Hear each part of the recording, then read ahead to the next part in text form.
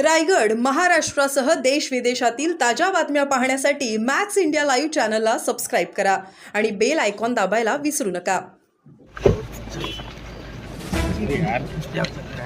काय करू कॅमेरा मागे झालं व्यवस्थित चालवण्याची धमक आहे. त्यांना सर्वांनी मतदान करावं असं आवाहन. दादा वळवाचा पाऊस जास्त पडतोय गेली वळवाचा पाऊस तुम्हाला सगळ्यांना माहिती आहे की मधल्या काळामध्ये हवामान खात्याने अंदाज वर्तवलेला होता 12 का 13 ह्याच्या जिल्ह्यांच्या मध्ये हाय अलर्ट सांगितलेला होता आणि तशा प्रकारचं एक वातावरण आपल्याकडे झालेलं आहे. उन्हाची मधल्या काळात तीव्रता जास्त होती, ती आता कमी झालेली आहे.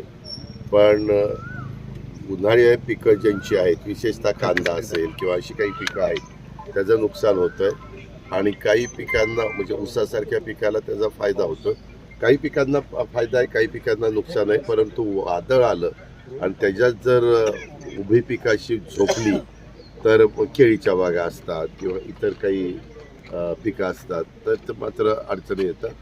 मी कालच विभाग आयुक्त पुण्याच्या माझ्या मीटिंग होत्या खरीपूर्व हंगामाची, त्याच्यामध्ये मी त्यांना सांगितलं की विभागात तरी सगळीकडं सूचना जिल्हाधिकाऱ्यांना द्या. जर नुकसान झालेलं असेल तर जे काही NDRF SDRFचे नॉर्म्स आहेत त्या प्रकारे त्यांना नुकसान भरपाई देण्याची. दादा शेवटच्या 3 दिवस आपण छत्रपती कारखान्यामध्ये झंझावती दौरा केला. शेवटचे 3 दिवस नव्हतो मी, फक्त 16 तारखेला 15 तारखेला दुपारी 4 वाजता आलो. त्यावेळेस 2 सभा घेतल्या संध्याकाळच्या आणि 15 तारखेला संध्याकाळच्या 2 सभा घेतल्या. नाही, 15 तारखेला आलो, 15ला 2 सभा घेतल्या. 16ला सांगता सभेला मी येणारच होतो. मी आधीच सांगितलं होतं पृथ्वीराज बापू आणि त्या सगळ्यांना की मी येईन. आणि माझं सुरुवात छत्रपती कारखान्यापासून झाली. मी इथला सभासद आहे. माझे वडील सभासद होते, माझे आजोबा सभासद होते, आमच्या परिवारातले अनेक जण इथले सगळे सभासद होते. त्याच्यामुळं राजकीयदृष्ट्या नाही तर आमच्या आर्थिकदृष्ट्या आमच्या 53 गावातल्या पुणे आणि इंदापूर आणि बारामती तालुक्याच्या दृष्टीनं कामगारांच्या आणि शेतकऱ्यांच्या हा साखर कारखाना फार महत्त्वाचा आहे आणि त्याच्यामुळं थोडंसं ह्यावेळेस लक्ष घातलं. दादा एकतर्फी निवडणूक होणार असं तुम्ही सुरुवातीपासून हे जाहीर केलं? नाही, एकतर्फी नाही. आम्ही नेहमी कुठली निवडणूक म्हटलं तर ती तुल्यबळ आहे असं समजूनच निवडणुकीमध्ये. दादा संजय राऊत यांचं नरकातलं स्वर्ग नाही, मी त्याच्याबद्दल काही बोलणार नाही. मला काही बोलायचं नाही. मी पुस्तक वाचलेलं नाहीये. मला नरकाचं माहिती नाही, स्वर्गाचं असेल तर मी सांगितलं. बारामती आणि इंदापूर तालुक्याच्या दोन्ही कारखान्याच्या कार्यक्षेत्रामधला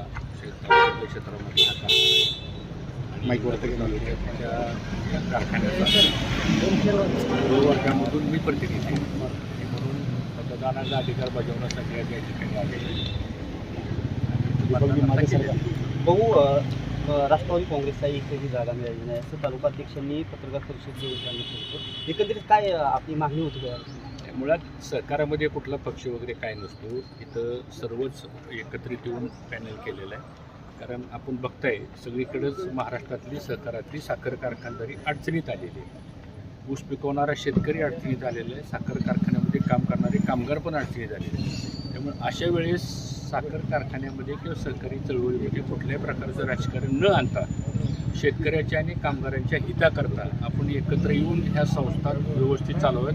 आम्ही पण काही कारखाने चालवतो, तिथं पण अडचणी खूप आहेत. महाराष्ट्रातही अडचणी खूप आहेत.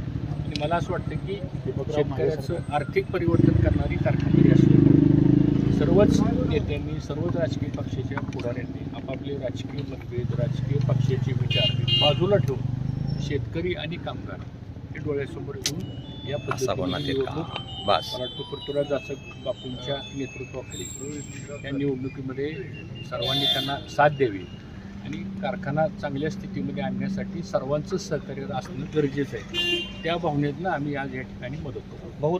राज्याच्या राजकारणात आपला अनुभव मोठा आहे. एकंदरीत काल संजय राऊत यांचं नरकातलं स्वर्ग हे पुस्तक प्रकाशित झालेलं आहे. त्यात मोठे गोप्यस्फोट करण्यात आलेले. विशेषतः जे अमित शहा यांच्याबद्दलचं खून आरोप करण्यात आलेला, नरेंद्र मोदी यांच्या संदर्भातला आरोपी होते हत्याकांडात तो आरोप करण्यात आला. कसं बघताय बाबी? हे पुस्तक मी काय पाहिलेलं नाही आहे. पुस्तकाचं प्रकाशन झालं एवढं कळलं ते आपल्या माध्यमातूनच कळलेलं आहे. ते सगळं पुस्तक वाचेल आणि वाचल्यानंतर मग माझी प्रतिक्रिया देईल. आज तुम्ही आता उपमुख्यमंत्री अजित पवार तुमची मतदानाच्या दिवशी भेट झाली आहे.